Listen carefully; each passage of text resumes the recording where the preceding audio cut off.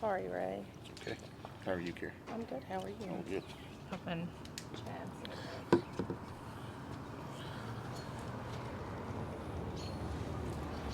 want to step up?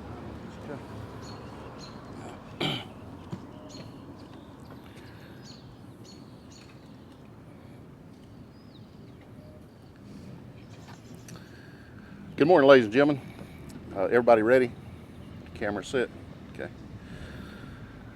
Today I've called the press out. We're having a press conference. We have a huge case that has been an identity case that's been solved, and this has been ongoing for about 34 years. And we finally have a break in the case. And behind me I have Joe Montgomery with the GBI, and Sean and Tim Burke with the Federal Bureau of Investigation, and also Tim McKeag, our chief detective. I said Tim, Sean, I don't know, I guess Sean's somewhere around, but we want to thank them very much for all their work that they've done in this case. One of the big players in it is Adam Jones, which is not here at the moment, but he did a lot of work in this case. But I'm going to let Joe Montgomery tell you all about it. Good morning. I appreciate everybody showing up today. A Michigan woman who's been missing for 33 years has been identified as Stacy Lynn Sikorsky of North Shores, Michigan. On Friday, December the 16th in 1988, two DOT workers found the body of Ms. Sikorsky out on I-59 just inside of Georgia. The body has been identified as being Ms. Sikorsky. For years, the GBI and the Dade County Sheriff's Office has been looking into this case, trying to get her identified. A forensic artist, as you know, made several sketches and renderings of her as she would looked at that time and had progressed through the years. In the mid-2000s, the case was reassigned. We found additional evidence that we took to the FBI's evidence lab in Washington for further testing. Analysts and scientists developed a DNA profile of the victim, and it was entered into the missing persons database. In 2015, we reassigned the case again to a different agent.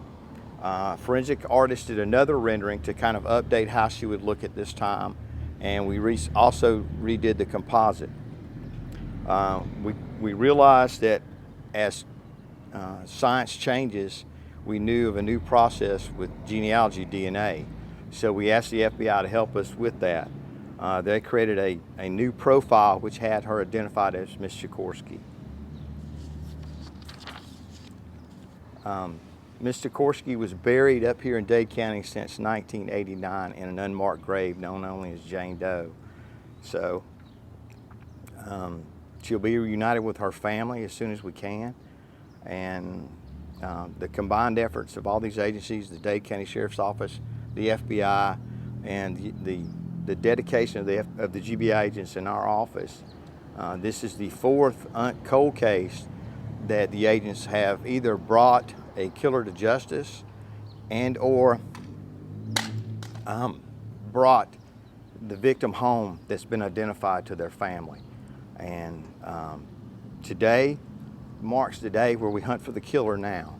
But I appreciate everyone showing up, and I'm going to let Tim say a few words. Tim Burke with the Violent Crimes Group out of Atlanta has been a driving force behind this.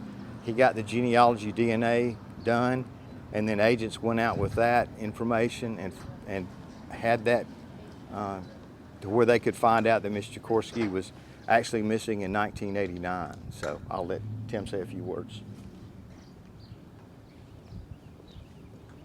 Good morning, Special Agent Tim Burke with the FBI in Atlanta. I'd like to thank the Sheriff and Joe for having me here, and really for allowing the FBI to be a part of this investigation.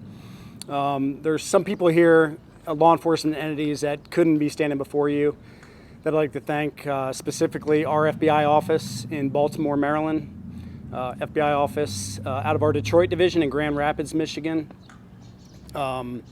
Norton Shores Police Department in Michigan, and I'll come back to them, and also a private lab in Woodlands, Texas called Othram. Without the advancements in DNA technology, we wouldn't have been able to be of assistance and have this success. So we're grateful for that and for the work Othram did kind of at the front end of this DNA investigation. Sort of a tale of two investigations. One with Stacy, that was an unidentified murder victim here in Georgia years ago, and then, as we found out recently, there's a missing persons investigation in Norton Shores, Michigan. I was lucky enough a couple weeks back to be part of a team with the FBI and local law enforcement in Michigan, Norton Shores Police Department, to make notification to Miss Mary Beth Smith, and she's the daughter of Stacy Lynn, the mother, I'm sorry. And we were able to notify her and bring her a little bit of peace. We also were able to provide some jewelry that was found on Stacy back here in the crime scene and return that to her. And we look forward to helping in any way with the remaining investigation and also getting Stacy's remains back to her loved ones in Michigan so that she can finally rest in peace. Thanks. Without the relentless work that these agencies have done throughout the years, I mean, this case is almost 34 years old, and they've worked this cold case for a nonstop since we've discovered the body. So I give them all the credit. They've done a great job in identifying this lady, and just hopefully it'll lead to, if the person that did this crime is still, if it is a murder, we hope that they will bring justice for the family. Joe. I've got a picture of how Miss Sikorsky looked when she went missing. This is, you have to keep in mind, this is from probably 1988 or 1990. And that's how she looked at the time. And of course, this is our rendering that we did of how we thought she looked at the scene.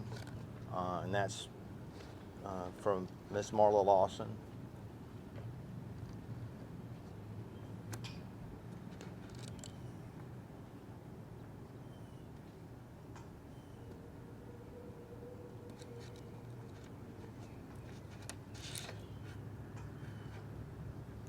Everybody got it? Okay. Anybody have any questions of us today?